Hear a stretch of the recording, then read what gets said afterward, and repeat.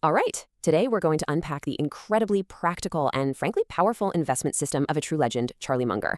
We're going to dive into the core principles that helped build one of the greatest investment track records in history. Look, pretty much everyone's heard of Warren Buffett, right?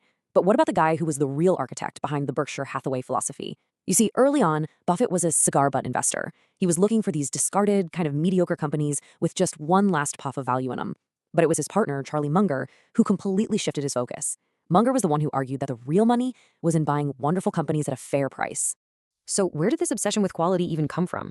To really get the Munger system, you've got to understand the man himself and his pretty unique background. See, the thing about Munger is he didn't come from Wall Street. With a background in law and a mind that worked like an engineer's, he valued durability and resilience above everything else. He just knew that a truly great business generates its own momentum, letting the magic of compounding do all the heavy lifting for you. And that way of thinking, it leads us straight to the first radical pillar of his system, a totally contrarian approach to solving problems that he called inversion. So what is inversion? It's actually brilliantly simple. Instead of asking, how can I succeed, you flip it on its head and ask, what could cause me to fail? By figuring out every potential pitfall ahead of time, you can structure all your decisions to simply, avoid them. It's not about chasing genius, it's about consistently preventing stupidity. And this wasn't some trick he picked up in business school. Munger borrowed it from a great German mathematician, Carl Jacobi. Jacobi realized that a lot of really difficult problems became surprisingly simple if you just turned them upside down. For Munger, this became a guiding principle for pretty much everything, life and investing. This is Munger's classic, vivid way of explaining inversion. I mean, how good is that? It's not about trying to predict the future, it's about identifying where all the cliffs are and just making sure you never walk over them. That alone puts you miles ahead of almost everyone else. Okay, so avoiding disaster. It takes more than just a clever mental trick, right? It requires a deep sense of intellectual humility, which, is in very short supply on Wall Street. And this brings us to the second pillar of his system. This is his famous concept of a circle of competence. Munger's whole argument was that you don't get bonus points for having a huge circle. You get paid for knowing exactly where the edge of your circle is and then staying firmly inside it. The most expensive mistakes, the ones that kill you, they always happen when you wander just outside your area of true expertise. To actually enforce this discipline, Munger famously used 3 trays on his desk. Whenever an idea came his way, it went into one of 3 baskets. Yes was for those rare, obvious home runs. No was for the easy passes.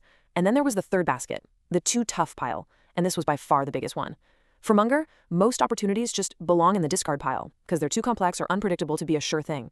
It's not about how smart you are, it's about how honestly you assess your own limitations. Overconfidence is the single greatest enemy of any investor. Knowing what you don't know is a much more valuable form of intelligence. All right, now for the third and final pillar, and this one is maybe the most challenging in our world of constant pings and notifications. The art of doing, absolutely nothing. Munger, in his typically blunt style, called this his sit-on-your-ass philosophy. You gotta love it. The whole financial industry is built on activity, trading, commissions, constant motion. Munger's view was the polar opposite. He believed your job is to wait, patiently, sometimes for years, for that one perfect fat pitch right down the middle of the plate. And then, and only then, you swing for the fences. And Munger himself just nails it with this quote, "The real value isn't created in all that frantic buying and selling. It's created during the long, quiet periods of just holding on to a wonderful business." But like he says, this takes immense emotional discipline. It takes real character to resist that powerful urge to do something when the whole world is screaming at you to act. So you have the 3 pillars. Think backward, know your limits, and wait patiently. You put them all together, and what you get is a system that is just completely, radically different from how almost everyone else invests. I mean, just consider the most obvious difference. The entire financial world preaches diversification. Own hundreds of stocks to reduce your risk. Munger believed the exact opposite. For him, true risk came from ignorance, from not knowing what you own. So he argued for intense concentration in just a handful of businesses you understand completely. Just look at this breakdown. Every single piece of his system flies in the face of common practice. The market prizes activity. Munger prizes patience. The market chases a cheap price. Munger chases quality. Wall Street obsesses about upside potential. Munger obsesses about avoiding the downside first. It's a fundamentally different game. Munger had this great metaphor for the market. He saw it as a pari-mutuel system, just like betting on a horse race. The key is, you aren't betting against the house, you're betting against all the other bettors. And since everybody has roughly the same information, the only edge you can have is a superior mental filter to process that information. And that brings us to the final, and I think the most profound takeaway from the entire Munger system, an insight that really has very little to do with stocks and everything to do with you. Because at the end of the day, after all the number crunching and the worldly wisdom, the single biggest advantage you can have is just your temperament. It's your ability to stay rational when everyone else is panicking or being consumed by greed. Your character is the ultimate edge. It's the one thing that can't be copied or competed away.